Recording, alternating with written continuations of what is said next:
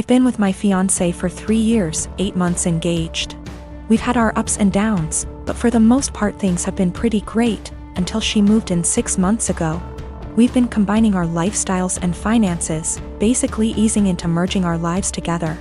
The problem is she's a people pleaser, in her own words. She's been in therapy for 6 years, and I guess I never knew how bad it was until moving in with her. A lot of which she's hidden from me. She recently was promoted into accounts payable at her company and realized she is the lowest paid person on payroll. She didn't negotiate a good starting wage, and has never asked for a raise, or had one, despite multiple promotions. She inherited a car a few months ago and sold it. She had offers online from $18,000 to $25,000. But sold it to the first person who showed up for $10,000. She caught someone stealing her bike at college. The woman stealing the bike managed to convince my fiancé that it was actually her bike and my fiancé just let her take it. Despite the fact that she caught the woman cutting her bike lock. Last spring was my 30th birthday and she ordered a giant chocolate cake for the party. The cake normally comes with nuts, but given my allergy for nuts she ordered it without them. Well, when she went to pick it up and it had nuts on it, she just paid for it and brought it home. I couldn't even be in the same room as the cake. Which brings us to tomorrow. My father recently passed away and I need to fly to the other end of the country to get things sorted out with family, attend the funeral, etc. Meanwhile, we recently had a pipe burst in our home, and the contractors will be out tomorrow to fix it. My flight's at 6 a.m. and my fiancé will have to handle it, including all the negotiations because we don't know the extent of the damages. I've been giving it a lot of thought and I just don't trust my fiancé to handle it. And if I can't trust or rely on her to do something like this, how can we really be life partners?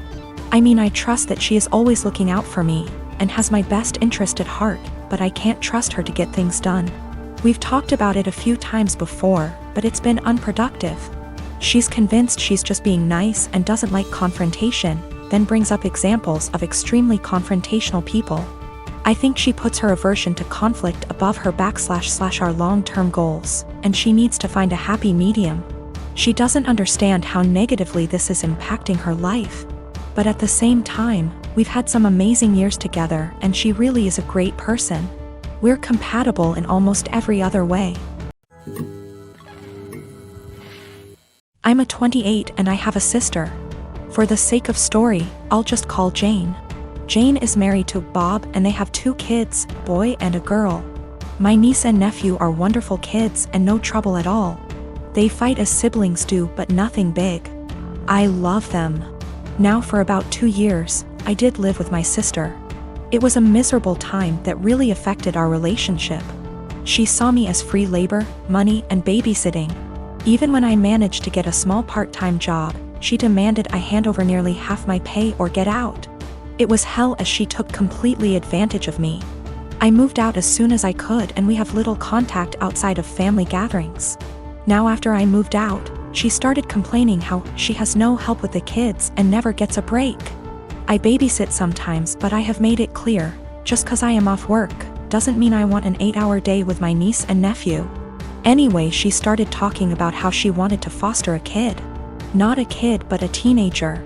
I pressed her for more info on this. She wants to adopt a teenager so she has a live-in babysitter for her kids. This is her logic. I want a kid around 16 or 17, you know, someone who may have been in the system for a while. They can share a room with your nephew. She only has a 3-bedroom house, or sleep in the garage. They can help me with housework, chores, cook, and help me with my business. She bakes and sells cookies, also babysit the kids so me and Bob can go out sometimes or have some alone time. They'll be so grateful for a home and won't complain. I won't have to pay them at all.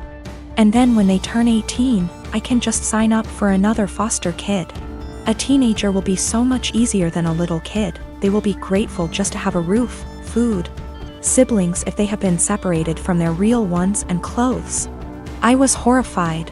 Told her it was a horrible idea. She didn't listen to me. She went on with it anyway. About a month ago, a social worker showed up at my apartment to ask me some questions about my sister. She had put me down as a character witness or something like that. I immediately told the social worker why my sister really wanted to foster a kid and how she treated me when I lived with her. The lady thanked me. My sister called crying, saying that she wouldn't be considered for any adoptions or fosters. The social worker told her that they felt her home and her weren't a good fit. She asked if I said anything, and I told the truth. She went off on me, hung up, and we haven't spoken since. She has sent some angry texts. A couple family members are on her side. They think foster kids are dogs or something and would be so happy just to have a roof and would gladly do all the housework. No child is in control of the circumstances that may have landed them in the foster care system. They are children and still human. They deserve a loving home and care. Do right by a foster kid. I travel for work and my employer allows me to spend up to $100/day on food. If I don't use it, I don't get to pocket the money.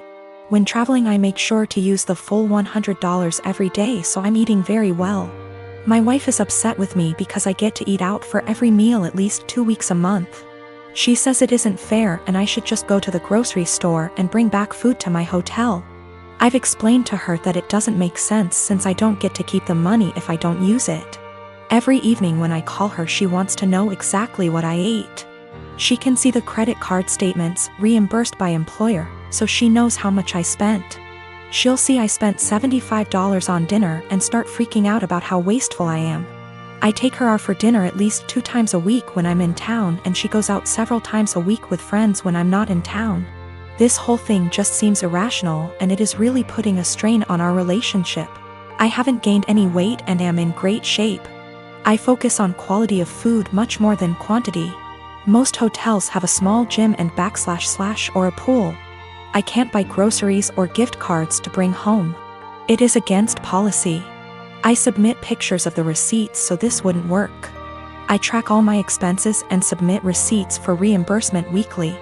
I float the money for 7 days max. Usually I have around $3,000 to $4,000 in expenses per week, which we can make work without any issues since I pay for all my food, airfare, hotels, and car rentals myself. I collect an enormous amount of points and other perks.